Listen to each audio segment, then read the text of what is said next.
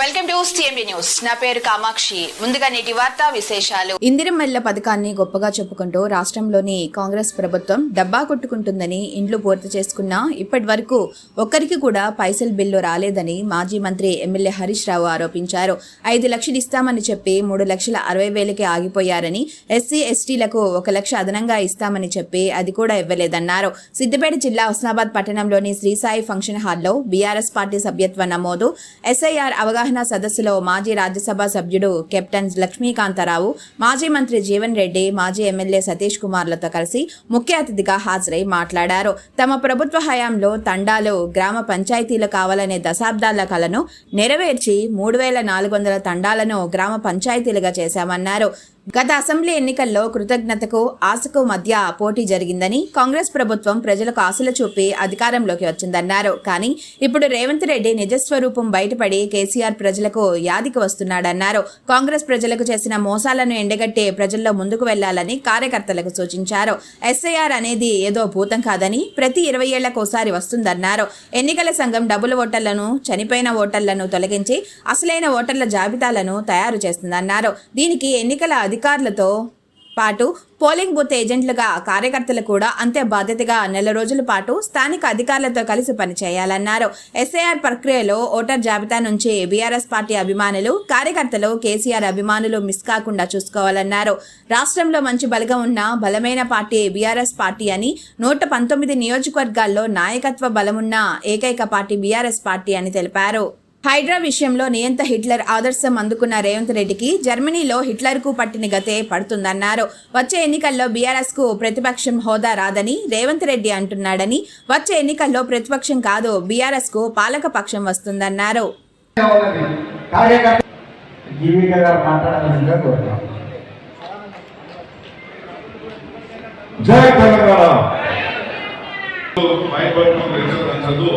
మీరంతా కూడా మేము ఇచ్చిన సూచన పాటించి పనిచేయాలి తప్పించి మైక్ నేను మాట్లాడుతాను నాకు ఇన్స్ట్రక్షన్ ఇచ్చారు. కాబట్టి 2 నేను సూచన చేసి హైదరాబాద్ లెవెల్లో హరీష్ అన్న గారు కానివ్వండి, బీఆర్ఎస్ ప్రభుత్వం కావాలి, కేసీఆర్ సీఎం కావాలనే లెక్క ఈ 800 మంది సైనికులు మన గట్టిగా అవుతారు, కేసీఆర్ గారు సీఎం అవుతారు. కాబట్టి బూత్ కమిటీ సభ్యులు మీరు ఎందుకంటే మీరు గట్టిగా లేకపోతే మాత్రం ఇంత పెద్ద సంకల్పమైన కార్యక్రమం మనకు ముందుకు పోదు. మరి మనకు అప్పచెప్తారు. దాని తర్వాత ఇన్ఛార్జ్ నేను 10 మండలాలపై మన యొక్క బూత్ కమిటీ సభ్యులతో సమావేశమై నేను మీకు అవగాహన కల్పి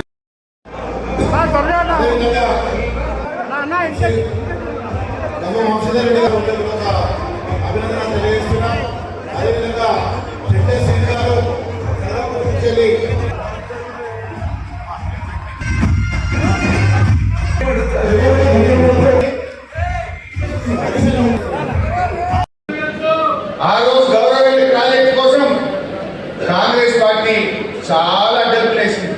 గ్రీన్ ట్రిబ్యునల్ లో కేసు వేసిండ్రు, హైకోర్టులో కేసు వేసిండ్రు, రైతులతో ధర్నాలు చేయించిండ్రు, అనేక ఇబ్బందులు పెట్టారు. మా సతీష్ అన్నకే తెలిసి ఆ విషయం ఎవరికి తెలియదు. ఈ రాష్ట్రంలో ఆనాడు నేను చెప్తే అయితే నాకు ఇబ్బంది అయితే నేను ఫైనాన్స్ మినిస్టర్ ఉండి కూడా బయట చెప్పుకోలేదు. ఇవాళ చెప్తున్నా, మొత్తం తెలంగాణ రాష్ట్రంలో గిరిజనుల కోసం అక్కడ ఎవరైతే గౌరవెల్లి రిజర్వాయర్ లో R&R కాలనీలో ముంపుకు గురవుతున్నారో తెలంగాణలో ఎవరికి అని ప్యాకేజ్ ఒక స్పెషల్ జీవో తెచ్చి గౌరవెల్లి నిర్వాసితులకు డబ్బులు ఇచ్చిన వాళ్ళు ఎక్కడికి Telangana as a special package ఇచ్చింది.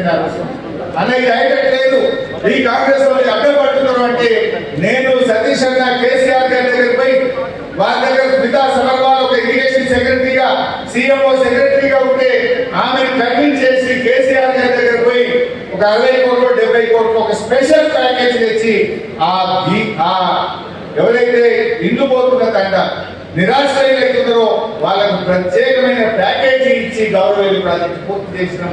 ప్రయత్నం చేసి నీళ్లు కూడా పోయించినాం. ఎన్ని అడ్డంకులు చెప్పినా ఆనాడు పూర్తి చేసినాం. 30 నెలలు ఇప్పుడు 30 గజాల కాలం తగ్గిపోయినా, 30 నెలలు 30 గజాల కాలం తగ్గినా ఏమన్నా పని జరిగిందా? అదే మనము ఆ పంపోజ్ పులిపోయింది రోజు నేను సర్వీస్ పోతే పంప్ హౌస్ కూలిపోయిన పంప్ హౌస్ మళ్ళీ ఇంజనీర్ పిలిచి మాట్లాడి డిజైన్ చేసి కాంగ్రెస్ హయాంలో కూలిపోయింది, మన హయాంలో కాదు. అలా గబ్బిలాలు పోయేవారు. దాన్ని మరమ్మతు చేసి పంప్ హౌస్ పూర్తి చేసి సబ్స్టేషన్ పూర్తి చేసి 1 TMC నుంచి 8 TMCలతో గౌరవేలి రిజర్వాయర్ పూర్తి చేసి R&R పూర్తి చేసి వాళ్ళకు డబ్బులు ఒక్క రూపాయి లేకుండా R&R కాలనీ నిర్మాణాలకు మొత్తం డబ్బులు చెల్లించిన వాళ్ళు. అంత చేసి ఇస్తే కనీసంగా కాలువలకి నీళ్లు బాధించే పరిస్థితి లేదా? మేమే తొందరపడలే. ఏడాది కాదు, 2 ఏళ్ళు కాదు, 3 ఏళ్ళకి దగ్గర పడ్డది. దిగిపోయే కాలం దగ్గర పడ్డది. ఇంతవరకు అతి గతి లేదు. నిన్న ఒక రేవంత్ రెడ్డి ఒక మాట మాట్లాడాను. రేవంత్ రెడ్డి ఎప్పుడైనా మాట్లాడితే ఏమంటాడు, నేను పాలమూరు పులిబిడ్డ తొక్కుకుంటూ వచ్చిన అని మాట్లాడుతాను. ఈయన మొదట్లో మహబూబ్ నగర్ పోయి ఆ పాలమూరు రంగారెడ్డి ప్రాజెక్టు చూసి మనకి గట్టిందంట. లోపల ఎంత మంచిగా అయింది పైన అన్నాడు. అయితే అది అంతా చూసి ఏమంటాడు, బయటకు వచ్చి నాకు ఈ పాలమూరు రంగారెడ్డి ప్రాజెక్టు అర్థం కావడానికి 2.5 ఏళ్ళు పట్టింది అన్నాడు. అంటే నువ్వు పాలమూరు బిడ్డము, ముఖ్యమంత్రి 2.5 ఏళ్ళు అయింది, ఈ ప్రాజెక్టు అర్థం కానికే నాకు 2.5 ఏళ్ళు పట్టింది అన్నాడు. ఇప్పుడు నాకు డబ్బు వస్తుంది, మరి గవర్నమెంట్ అర్థం కావాలి, 5 ఏళ్ళు కదా దీని అర్థమైంది. నీకు ఎన్ని అర్థం కావాలి, గవర్నమెంట్ ఎన్ని కావాలి, అయిపోతుంది కావాలి. మీ జిల్లా నీ పాలమూరు అర్థం కానీ 2.5 ఏళ్ళు పట్టింది. మా గవర్నమెంట్ అర్థం కావాలి నీకు, ఇది 2 కాలంలో తప్పాలి, 2 రావాలి. ఇవాళ దయచేసి ఆలోచించాలి. అంతే మీరు ఇందిరా మిల్లు కట్టింది. ఇందిరా మిల్లు డబ్బా కొడుతురు. ఇప్పటికి ఎవరికి ఫైనల్ బిల్ రాలేదు ఈ తెలంగాణ. ఒకరికి 3 లక్షల 40,000 వేసింది ఆగబట్టింది. వాస్తవానికి ఇందిరా మిల్లు కడితే మేస్త్రికి 2,30,000 అవుతుంది. నువ్వు ఇచ్చిన పైసలు బేస్మెంట్కే పోతున్నాయి. మేము ఆ రోజు 3 లక్షల ఇల్లు కట్టాం. ₹1 ఖర్చు లేకుండా ఇల్లు కట్టి నలుగురు. నువ్వు ఇచ్చేదాకా 5 3 ఆపి వాళ్ళు అప్పులు తెచ్చింది. పాపం నువ్వు ఇస్తావని నిధిలో తెలిసిండు. నువ్వు ఇచ్చేటప్పుడు నువ్వు ఇచ్చేవారికి ఆ పైసలు నిధులకే నీకు కట్టినాయి. ఇవాళ ఎవరికైనా నువ్వు ఫైనల్ బిల్ ఇచ్చిన వాడిని నేను అడుగుతున్నా.